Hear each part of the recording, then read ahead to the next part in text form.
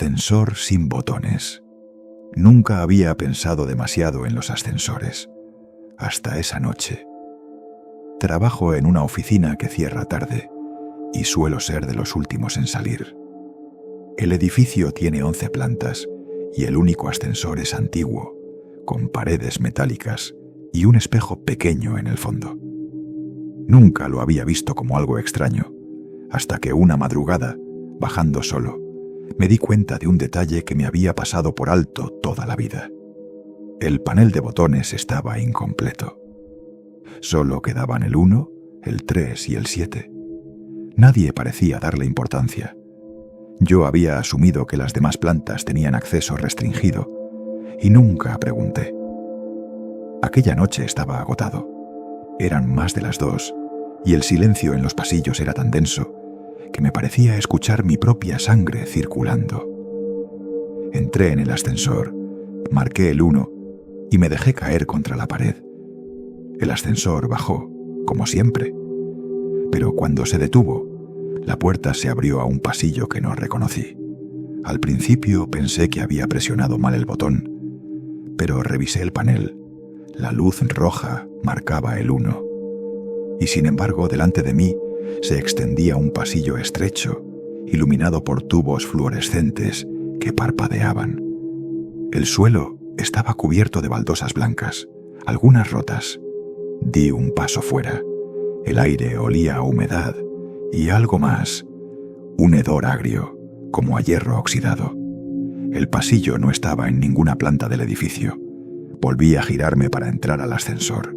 La puerta se cerró sola en mi cara. Presioné el botón de abrir, desesperado. Nada. El ascensor descendió, dejándome ahí.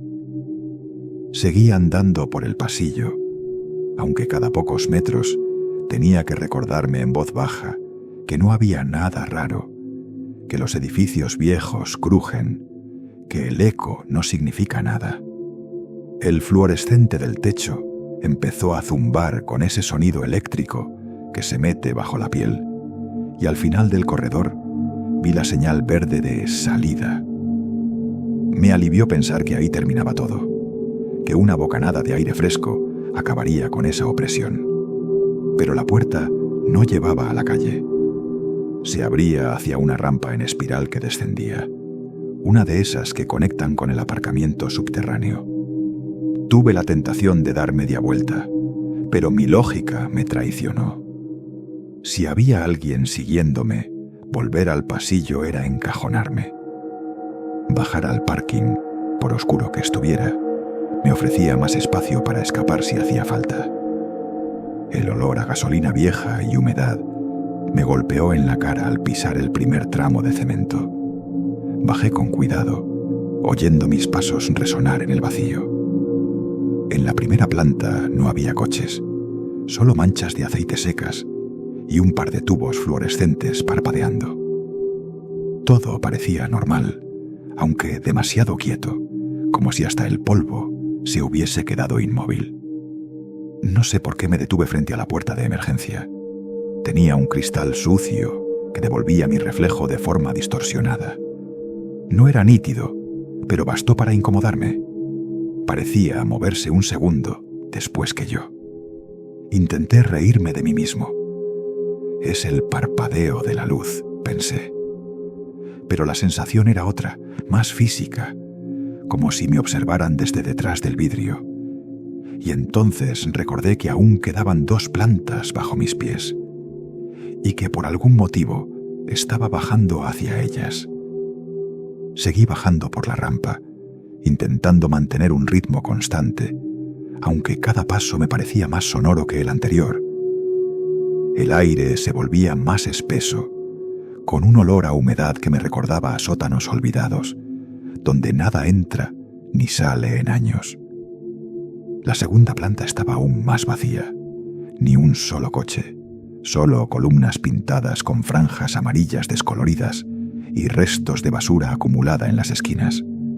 Había un carrito de supermercado abandonado en medio del pasillo, oxidado, con una rueda torcida. ¿Qué hacía un carrito ahí abajo? No tenía sentido. Me obligué a no mirarlo demasiado tiempo. El silencio no era completo. Había un zumbido muy bajo, constante, como un motor lejano o un transformador eléctrico al borde de estallar. No provenía de ningún sitio concreto. Estaba en todas partes y en ninguna. Me detuve. Creí escuchar pasos detrás de mí, pero cuando giré la cabeza, la rampa estaba vacía. El carrito seguía en el mismo lugar, inerte. Sin embargo, juraría que había cambiado de ángulo, como si alguien lo hubiera empujado apenas 1 centímetro.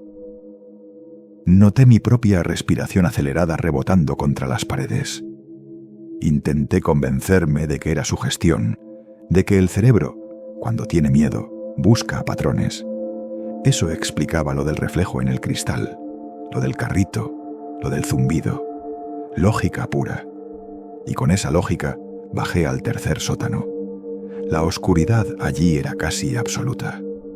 No funcionaba ninguna luz, y la claridad de la salida apenas se filtraba como un hilo lejano. Saqué el móvil y lo sostuve en la mano, pero dudé en encender la linterna. Parte de mí pensaba que la oscuridad me protegía. Si yo no podía ver, quizás lo que estuviera ahí abajo tampoco podía verme a mí. Entonces ocurrió. No un golpe, ni un grito, ni un ruido fuerte. Solo mi nombre, susurrado con calma, como quien llama a un viejo amigo. El eco no debería reproducir un nombre que nunca pronuncié. Sentí un vacío en el estómago. No era miedo de sobresalto, era algo más profundo. La certeza de que había bajado demasiado, de que lo que me esperaba en ese sótano no estaba interesado en asustarme, sino en reconocerme. El sonido de mi nombre no se repitió, pero el silencio que quedó fue peor. Tenía la sensación de que alguien o algo esperaba mi reacción. Me obligué a dar un paso hacia adelante. El eco de mi zapato en el cemento sonó demasiado fuerte, como si hubiera caminado sobre una superficie hueca. Encendí la linterna del móvil. La luz reveló columnas cubiertas de manchas oscuras y bancos de hormigón donde alguna vez aparcaron coches. La niebla de polvo danzaba en el haz, haciéndolo parecer más frágil que útil. Al girar hacia la derecha, la luz dio contra una pared pintada con grafitis. Letras sin sentido, tachones, garabatos. Pero en el centro, entre todas esas marcas, reconocí de nuevo mi nombre. No era un dibujo elaborado. Estaba escrito con torpeza, como con un dedo manchado de polvo o grasa. Y lo peor, la pintura aún estaba fresca. La garganta se me cerró. Apagué la linterna de golpe, como si dejar de verlo pudiera borrarlo. Fue entonces cuando lo sentí cerca. No el aire moviéndose, ni un roce físico. Fue más íntimo, una sincronía extraña en mi respiración. Yo inspiraba, y algo exhalaba en el mismo compás, muy próximo, como si compartiera mis pulmones. Me apoyé contra la pared, intentando convencerme de que estaba imaginando todo. Ansiedad, sugestión. El cerebro cansado buscando formas en la oscuridad. Lo repetí como un mantra, hasta que el eco devolvió mi propio susurro, con un leve desfase. No era mi voz, era alguien repitiendo lo que yo pensaba. Un escalofrío recorrió mi espalda. Me quedé inmóvil, con el corazón golpeando contra mis costillas, sabiendo que cualquier movimiento podía ser entendido como una invitación. Y ahí comprendí algo que me heló la sangre. No estaba intentando imitarme para confundirme. Estaba ensayando, practicando cómo sonar exactamente igual que yo. Me quedé quieto, clavado al suelo. Si respiraba, la cosa respiraba. Si pensaba, la cosa pensaba. Era como escuchar una copia defectuosa de mí mismo en diferido, una sombra aprendiendo a ser yo. Encendí de nuevo la linterna, con un movimiento torpe. La luz barrió la pared de grafitis, el suelo agrietado, los pilares húmedos. Todo vacío. pero cada vez que la movía hacia un rincón oscuro, juraba ver el final de un movimiento que no llegaba a captar del todo, como si algo se retirara un segundo antes de ser iluminado. No podía seguir ahí, tenía que volver arriba. Me giré hacia la rampa y la linterna tembló en mi mano. El carrito oxidado de la segunda planta ahora estaba frente a mí, en medio del pasillo, a escasos metros, bloqueando el camino de salida. Me acerqué despacio. Quise apartarlo, pero el chirrido metálico de sus ruedas se escuchó antes de que lo tocara, como si alguien invisible lo hubiera empujado un poco para advertirme que no pasara. El aire estaba más frío. El aliento salía en nubes tenues. Y entonces lo escuché de nuevo. Mi nombre. Pero esta vez no era el mismo murmullo áspero. Era mi propia voz. La voz exacta con la que pienso cuando hablo conmigo mismo en silencio. No me llamó, no me gritó. Solo susurró una frase que me heló la sangre. Yo ya estoy arriba. El móvil se me resbaló de las manos. La luz rodó por el suelo, girando, iluminando pedazos de cemento hasta quedarse fija en el reflejo de la puerta de emergencia. En el cristal sucio vi mi silueta, pero no estaba quieta como yo. Movía los labios, repitiendo mi nombre con un desfase de apenas un segundo. El zumbido eléctrico del parking se hizo insoportable. El carrito chirrió otra vez, más cerca, y en ese instante entendí lo peor. No quería reemplazarme. Quería confundirme hasta que yo mismo no supiera si era el que subía o el que se quedaba abajo. El carrito seguía bloqueando la rampa. El reflejo en el cristal repetía mis movimientos con un segundo de retraso. El aire estaba tan frío que dolía al respirarlo. Metí la mano en el bolsillo con los dedos entumecidos hasta dar con el mando del coche. Lo apreté. A lo lejos, en algún lugar del sótano, las 4 luces de emergencia parpadearon al unísono. 2 destellos. El haz breve iluminó el espacio, columnas alineadas, el suelo manchado, y por un instante, algo agazapado entre 2 coches abandonados. No vi un rostro, ni una forma definida, solo el contorno de algo demasiado bajo y demasiado largo para ser humano. Otro parpadeo. Esta vez las luces me dieron un mapa mental.